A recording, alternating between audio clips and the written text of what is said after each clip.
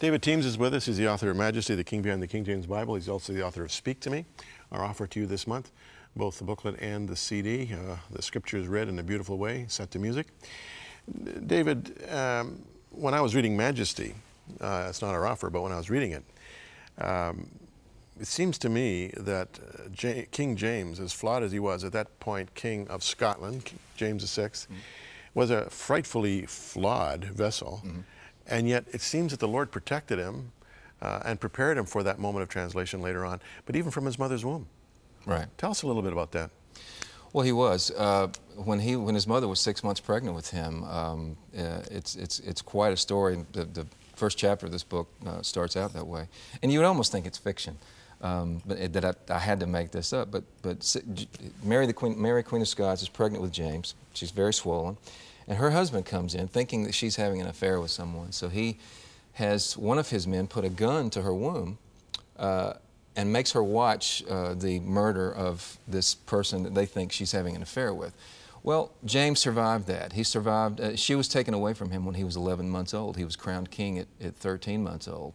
He had a crown on his head, but his keepers didn't see the child beneath it. And so for 13 years, he was abused emotionally. He was basically unloved, but he had that crown on his head, which creates this powerful effect upon your psychology. Here you are, the most powerful person in the kingdom, the most precious person in the kingdom, and yet your basic need is not met.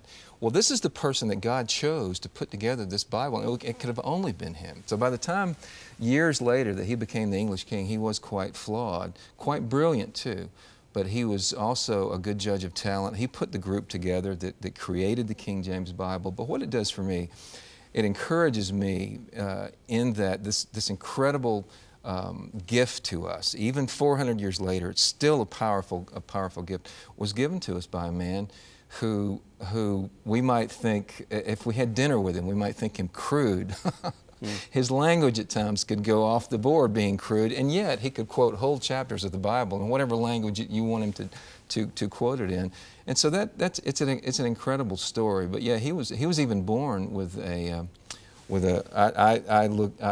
metaphorically, to me, it's born with a mask, but the amniotic sac was still remaining. So it was a shield of protection, but God protected him.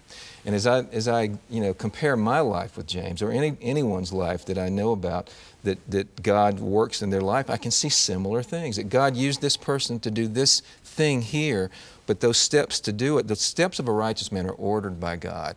And it's still, as long as I've been in this still blows me away. This still has a powerful enchantment for me. Because it almost looks like these pleasant little accidents, and God, again, is not obligated to explain. The sovereignty of God trumps our dogmas every time. David Teems, thank you. Speak to Me is our offer to you this month.